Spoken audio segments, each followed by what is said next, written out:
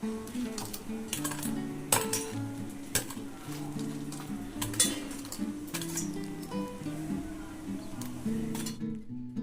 Guys, இன்றைக்கி நான் வந்து முறுமுறுன்னு சாஃப்டாக டேஸ்டியாக அதே மாதிரி லெஸ் ஆயிலில் எப்படி மெதுவடை பண்ணலான்னு மிக்சியில் அதுவும் எப்படி செய்யலான்னு சொல்லி கொடுக்க போகிறேன்.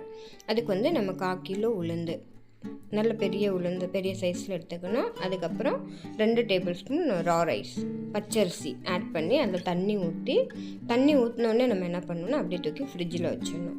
இது என்ன ஆகும்னா இந்த உளுந்து சூடாகாமல் நம்ம மிக்சியில் அரைக்கும்போது நல்லா சாஃப்டாக வரும். அதுக்கு தான் நம்ம தண்ணி ஊற்றினோடனே ஃப்ரிட்ஜில் வச்சிடணும். இப்போ இது 1 மணி நேரம் ஊறினதுக்கப்புறம் இப்போ மிக்சர் ஜாரில் போட்டு கொஞ்சம் கொஞ்சமாக அரைக்கணும். இப்போ இந்த டைமில் நம்ம தண்ணி ஊற்றக்கூடாது. தண்ணிக்கு பதிலாக 3 நாள் ஐஸ் க்யூப்பை போட்டுடணும். இப்போ மிக்சியில் அரையும் போதும் சூடாகும் இல்லையா உளுந்து, அந்த டைமில் அந்த ஐஸ் க்யூப் போடும்போது நல்லா ஒரு ஃப்ளஃபியாக சூப்பராக இருக்கும். அதே மாதிரி எண்ணெயும் கம்மியாக குடிக்கும். இதே டைமில் நீங்கள் உப்பும் போட்டுக்கோங்க. இந்த உப்பும் நமக்கு தண்ணி மாதிரி ஆகி நம்ம எக்ஸ்ட்ரா வாட்டர்லாம் விட தேவையில்லை. தேவைப்பட்டால் கொஞ்சமாக விட்டுட்டு அரைங்க. ரொம்ப லைட்டாக விடணும் தண்ணி.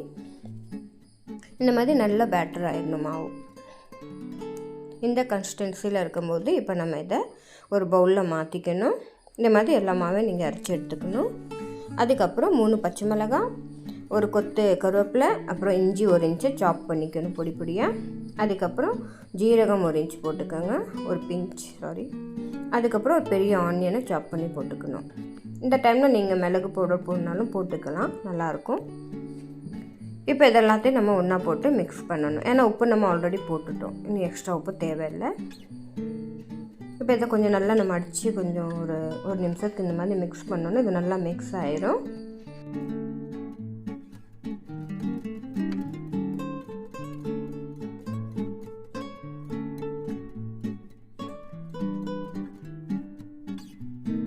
இதுக்கப்புறம் நம்ம இந்த கையில் ஒட்டாமல் இப்போ எண்ணெயில் நம்ம போடும்போது ரிலீஸ் ஆகும். அதுக்கு நம்ம ஒரு கப்பில் தண்ணி வச்சு தண்ணியை தொட்டு ஒரு எலுமிச்சம்பழம் அளவுக்கு உருண்டையாக உருட்டி இந்த மாதிரி போட்டோன்னா நம்ம கையில் தொடாமல் ஈஸியாக அந்த பாருங்கள் எண்ணெயில் ரிலீஸ் ஆகிடுச்சு. கையிலேருந்து அது ரிலீஸ் ஆகிடும் ஈஸியாக.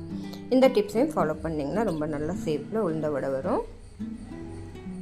எப்போ போட்டாலும் தண்ணியில் கையை தொட்டு நம்ம உளுந்த தொடணும், அப்போ நமக்கு ஈஸியாக இருக்கும். இப்போ பாருங்கள் எல்லாம் பஞ்சு மாதிரி அப்படியே எண்ணெயிலேருந்து மேலே வருது.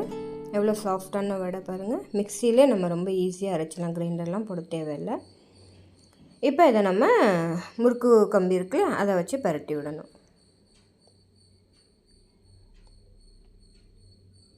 1 லிட்டர் ஆயில் சூடு பண்ணி அதில் இப்போ நம்ம இதை போட்டோம்னா அப்படியே இருக்கும் அந்த ஆயில். நமக்கு கொஞ்சம் கூட ஆயிலும் குடிக்காமல் அப்படியே நமக்கு நல்ல சூப்பரான ஒரு வடை கிடைக்கும்.